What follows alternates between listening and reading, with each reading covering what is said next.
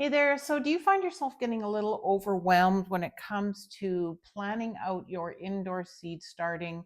Maybe you've never done indoor seed starting and you're just not sure when to plant things, what you should start indoors, what you shouldn't.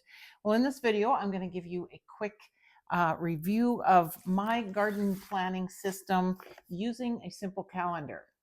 So when I'm getting ready for planning out my indoor seed starting and kind of thinking about what I want to plant this season in my outdoor garden, first order is to clean up the seeds that I do have. So I did a real thorough job here of cleaning up all the seeds and getting rid of empty packages, getting rid of seeds that I don't think I'm going to use again, and just sorting into categories. So I have all my categories here of what I have.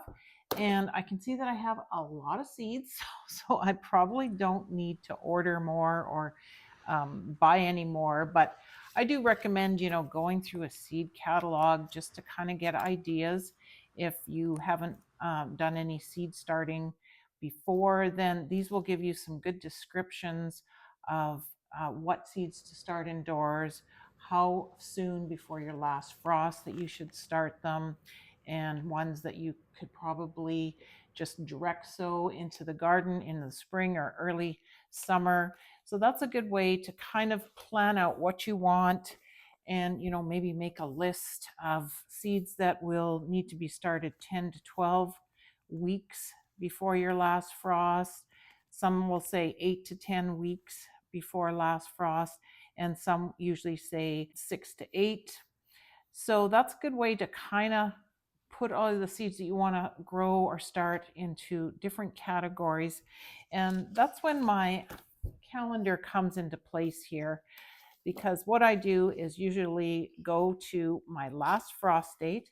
And depending on where you live, you have different dates where that risk of frost ends for the season and it's safe to put stuff outside into your garden space.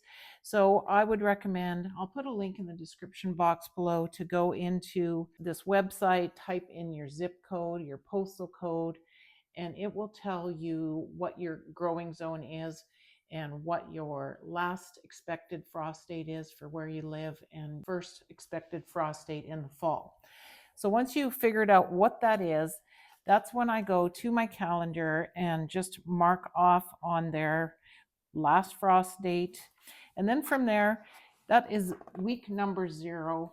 And then you can just start counting backwards on the calendar, marking week 1, week 2, week 3, week 4, etc., all the way up until you get to that about 12-week mark, which will show you then what range you need to plant certain seeds in. So once you've got that marked out on your calendar, then you can start looking at different seeds that you want to have, start planting indoors, either by making a list from a seed catalog or online, or if you actually have some of those seeds already, you can start reading the back of the packages to determine when you are supposed to be starting those from seed. So right now we are in mid-January on the Saskatchewan Prairies, growing zone 3. I know that my last frost date is around that May 15th time period. So I look at things that are needing to be started about 10 to 12 weeks before last frost. So that's somewhere in the middle of February for me.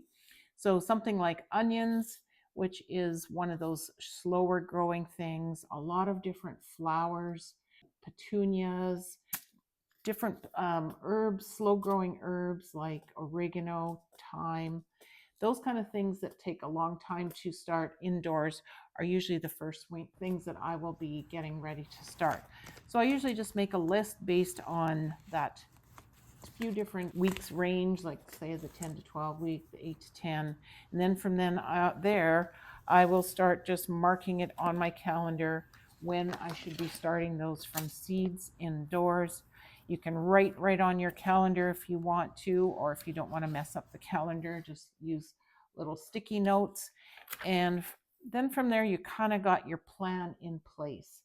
And I also mark into that May area cool tolerant plant seeds that you can direct sow into the soil, maybe before your last frost date.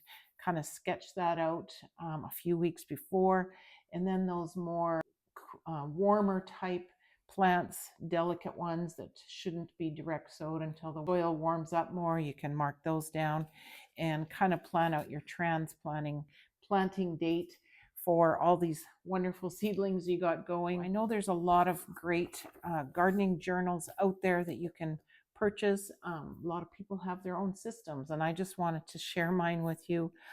January is a good time to check out different businesses to see if they have free calendars, or you can go out and purchase a nice calendar. And then this is just a great way. I keep all my calendars year to year to go back and kind of see what I planted, and take this calendar out to my garden shed once I've moved outdoors for the season, hang it up in my garden shed, and then I can also keep track of when I planted things, keep track of when I fertilized different things. Just have a pen handy to quickly sketch it on here.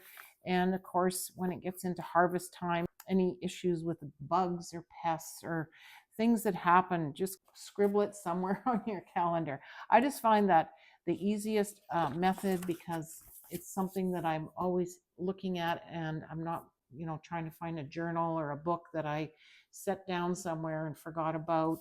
This is just a great way to keep track of everything from seed starting all the way into harvest.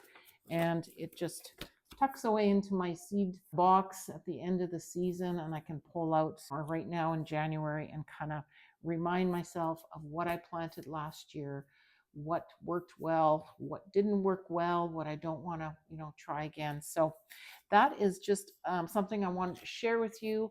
I also wanted to let you know that I have this great little free download that you can click on the link in the description box to download a little PDF that I had created that shows you what seeds, based on what you want to grow, which ones should you plant indoors, which ones should you direct sow. If you're a beginner gardener, I highly recommend downloading it. If you're just not sure about which seeds are best to grow and start indoors and which ones direct sow, just click on that link and get one of those downloads. And if you haven't already done so, please subscribe to the channel. I will be doing lots of indoor seed starting videos, winter sowing videos, and I hope that you will keep watching for future videos coming to the channel. Thanks again for watching.